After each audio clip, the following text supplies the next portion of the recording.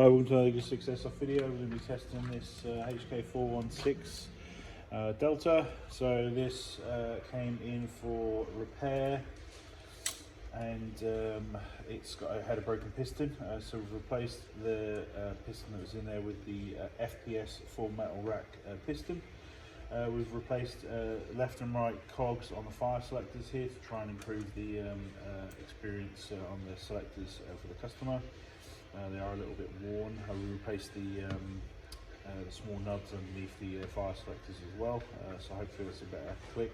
It's still not perfect, but it is clicking and holding in place, so you can't move it into the next position, which is good. Power spacer, AOE spacer, tightened the front rail at the top here, EagleSix M105 spring, and you requested to make the gate tighten Bluetooth. Obviously we can't add it onto the actual gate tighten, but we can provide the Bluetooth adapter that gates sell, and then you can just plug it onto the gun whenever you need to connect and make it Bluetooth. Chronoed at 340 on 0.2s and 292 on 2.8s, so it's definitely up there on 2.8s. And then obviously service and rebuild. So hopefully we're ready to go. We did have some issues with this stock and the metal contact system, you know, the Prometheus bar kit that's in there. It's the one with the connections on the stock tube and the connections in the thing, and it's not fantastic. So we've adjusted it so it's a little bit higher. So hopefully now there should be no stopping, you know, and gaps between the two, especially when actually physically leaning on the stock. If it obviously persists, then I'd recommend those gold contacts be removed and go back to the original TM ones, because I don't have any problems with those ones. So if it's a case of you know, gun working versus not working, I'd definitely go back to original TM parts for the bars. Start from there, get it working again, and then, like I say, if you need to upgrade, do that. So at most we tend to install the bar kits. We don't tend to replace the connectors, just because the Prometheus ones didn't work amazingly well when you put them on the actual stock contacts, unless you have no choice, of course, you know. But hopefully we've got it working for you, and yeah, we'll demonstrate it now. Hopefully it's all good and going. Right.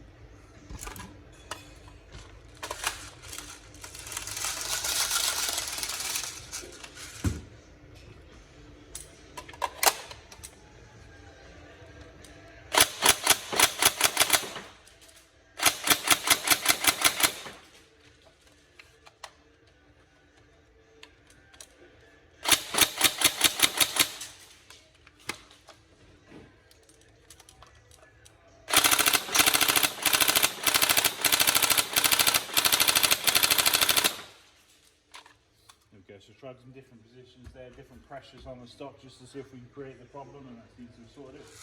It's good. Yeah, obviously if you decide to remove the stock, that you know, could change things.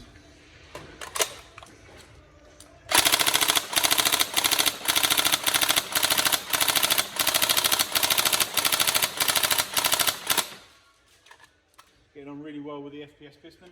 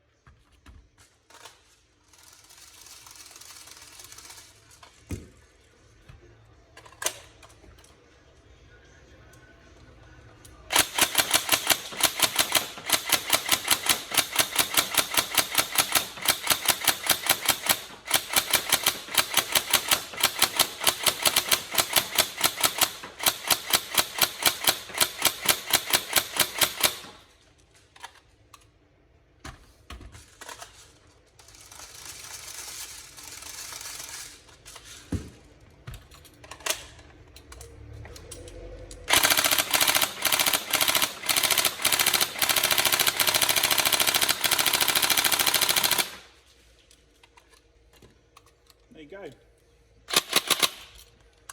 Oh, and I did a new flap cover there. It's not perfect. This is a prototype that we were working on, so I might have another print and see if I can get another one that's a bit closer, but basically it works, so, which is a lot more than what it was doing. So new ejection port cover, and I'll keep working on that to try and dial it in for everyone else, and then we'll hopefully get that little ejection port cover latch on the website for people. But yeah, it works. Cool, brilliant. I hope you enjoy.